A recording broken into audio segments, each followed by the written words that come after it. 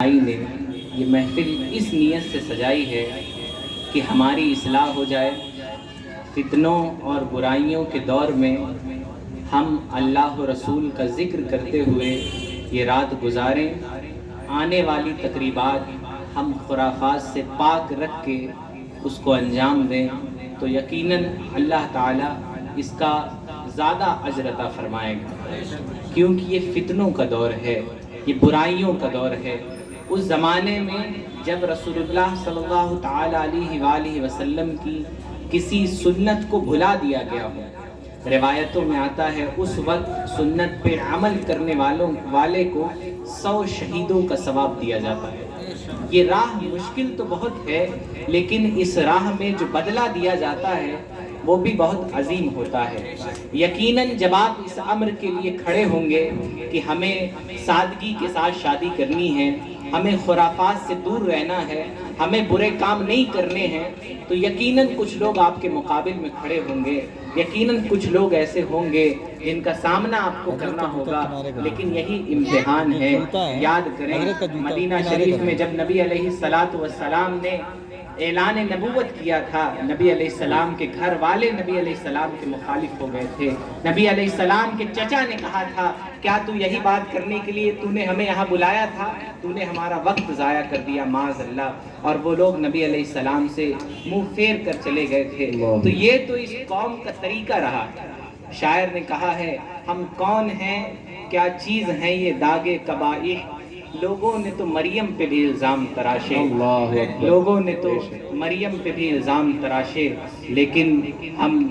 آپ کی پشت پناہی کرتے ہیں، ہم ان تمام نوجوان بچوں کی حوصلہ افزائی کرتے ہیں جو اس پرفتن اور پرخطر دور میں بھی دین اسلام کے لیے کوششیں کر رہے ہیں، اپنے گھر کی تقریبات، اپنے گھر کی اپنی شادیاں وغیرہ غیر شرعی رسوم سے پاک کرنے کی کوشش کر رہے ہیں۔ بہرحال یہ ہمارا موضوع سخن نہیں ہے، لیکن ضمناً یہ باتیں عرض کر دوں،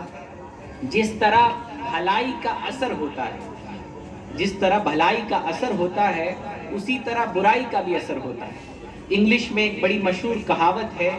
your work will influence other, آپ کا کام دوسروں پر اثر کرتا ہے، آپ کا کام دوسروں پر اثر کرتا ہے۔ ایک والد ہے، ناراض رہتا ہے، گھر جاتا ہے، اپنی بیوی سے لڑائی کر لیتا ہے، آپ دیکھتے ہوں گے کہ اس دن اس پورے گھر کا، وہ بچے ہوں، وہ ماں باپ ہوں، وہ ساس سسر ہوں، کوئی ہو، پورے گھر کا ماحول خراب رہتا ہے۔ تو ایک برائی جو ہوتی ہے، آپ یہ نہ سوچئے گا کہ اس کا اثر نہیں ہوتا ہے، آپ یہ نہ سوچئے گا کہ اس کی کچھ تاثیر نہیں ہوتی ہے۔ تو اگر ہم برا کام کریں گے،